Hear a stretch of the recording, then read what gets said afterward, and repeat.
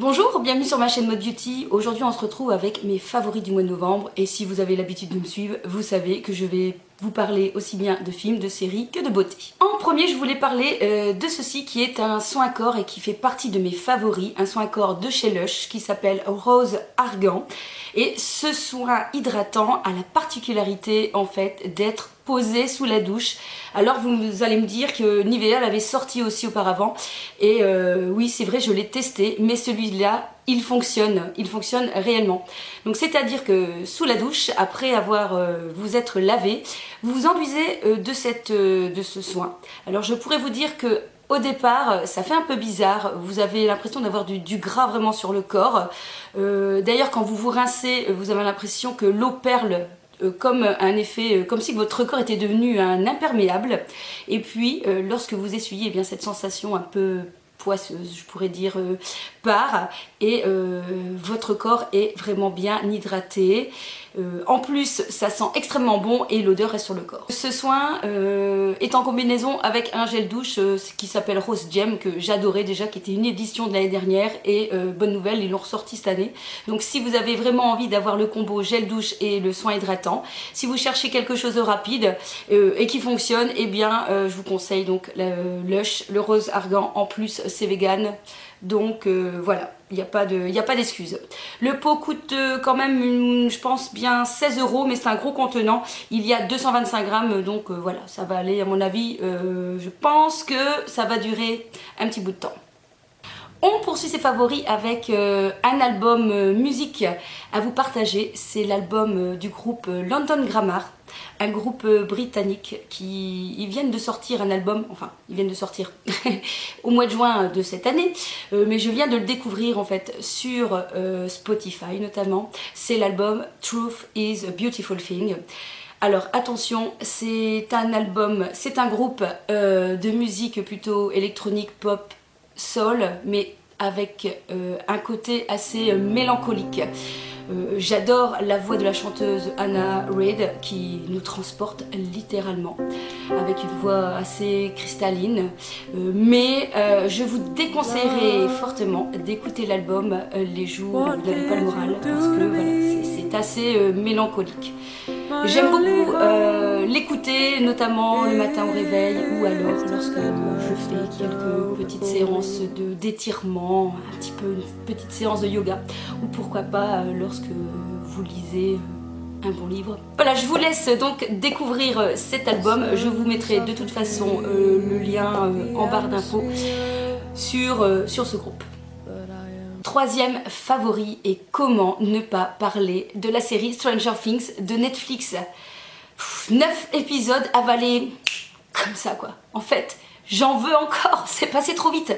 Je regrette presque le manque d'épisodes tellement que voilà, c'est passé trop vite. C'est une série que je vous recommande à 200%. Une série SF qui fait un peu les années, qui est filmée un peu années 80, qui nous fait beaucoup penser à un peu l'univers de Spielberg, de Stephen King. C'est un univers plutôt SF avec notamment Winona Ryder que j'avais presque pas reconnu et un groupe de gnomes, un groupe d'enfants qui sont vraiment ultra attachants et notamment une petite mention spéciale à Dustin qui est vraiment mais juste adorable. Donc c'est une saison. Alors c'est une deuxième saison qui pour ma part est aussi top que la première, qui est même voire plus horrifique, plus noire. Et c'est vrai que souvent lorsqu'on a adoré une première saison, on se demande toujours ce qu'il va y avoir à la saison 2. Est-ce qu'on va aimer autant cette série? Et je peux vous dire que oui, avec un grand O. Donc c'est vraiment une série que je vous recommande si vous aimez bien l'univers un peu de Stephen King, l'univers un peu années 80, l'univers SF. Franchement c'est une série que vous allez adorer. Alors qu'on se rassure, et je me rassure, j'ai été voir, il va y avoir normalement une saison 3. Yes, il n'y a plus qu'à attendre. Toujours dans la catégorie cinéma, je suis allée voir 2 films ce mois-ci. Le premier est le film Une montagne entre nous avec Kate Winslet. C'est un film de Annie Abou-Assad et voilà, je suis allée voir parce que la bande-annonce me donnait envie de découvrir ce film qui se passe donc en montagne. C'est l'histoire d'un homme et une femme qui ne se connaissent pas, qui se crachent et qui vont essayer de survivre dans cette montagne et cette neige vraiment très hostile. Alors, ce que je peux dire, que c'est un scénario catastrophique vu et revu, et que voilà, ça ne m'a pas emballé plus que ça. J'ai trouvé voilà, que c'était un peu plat. Comme je vous ai dit, déjà vu, le duo fonctionne très très bien, j'ai bien accroché au niveau du personnage, il y a des beaux paysages, mais voilà, je dirais que ça manque un peu de crédibilité. J'ai un petit peu de mal à croire que si ça nous arrivait, eh bien on arriverait à s'en sortir comme les personnages s'en sortent dans ce film. Donc j'ai envie de dire, c'est un film pour les gens qui aiment les grands espaces, qui aiment voir des beaux paysages, qui se laissent regarder, hein. Il y a pas de doute là-dessus, mais voilà, si vous n'avez pas trop de temps à consacrer à la vision d'un film, eh bien je ne vous conseillerais peut-être pas forcément celui-ci. Deuxième film que je suis allée voir, c'est Geostorm avec le beau Gerard Butler.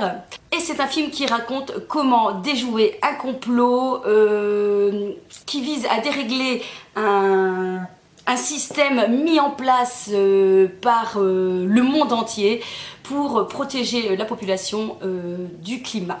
Alors bien sûr, le sujet du climat qui revient quand même de plus en plus dans les films, c'est un petit peu normal parce que ça nous préoccupe beaucoup. Que puis-je dire de ce film? Alors tout simplement que ce film m'a fait penser un peu à l'ambiance d'Independence Day avec quelques touches d'humour. Franchement, j'ai adoré le personnage de Gerard Butler. De toute façon, c'est un acteur que j'aime beaucoup. Et voilà, alors attention, je pensais voir un film catastrophique. Catastrophe, ce n'est pas du tout un film catastrophe, c'est un film de science-fiction.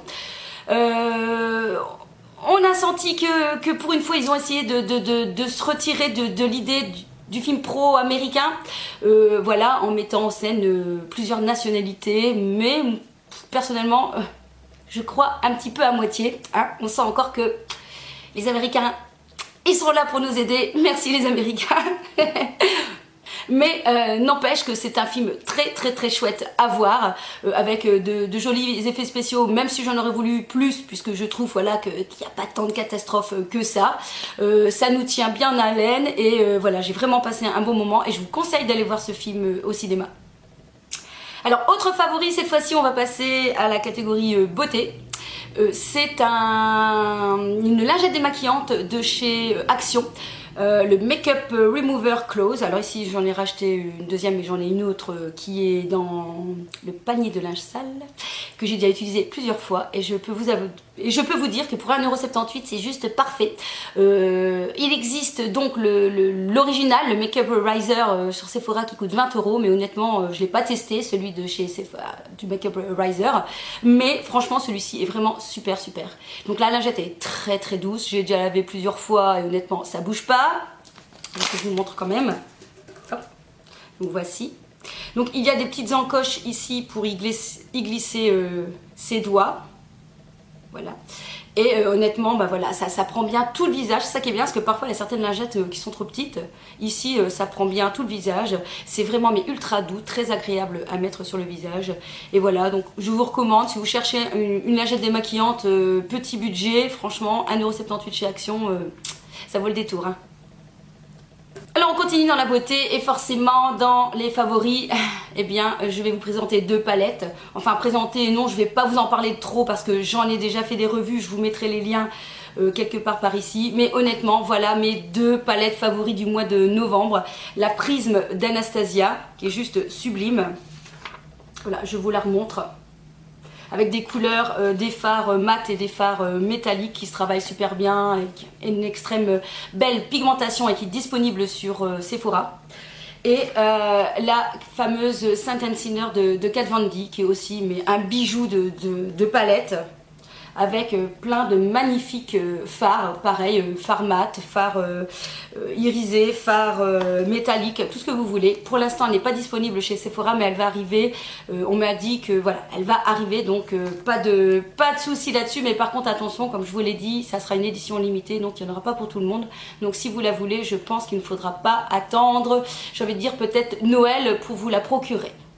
Voilà, c'est tout pour mes favoris du mois de novembre. J'espère que cette vidéo vous aura plu. N'hésitez pas à me dire en commentaire quels sont vos favoris du mois de novembre parce que je suis une grande curieuse et j'aime bien savoir et ça se trouve vous allez me faire découvrir certaines choses. Voilà, surtout portez-vous bien. Moi je vous kiss et on se retrouve très vite sur ma chaîne.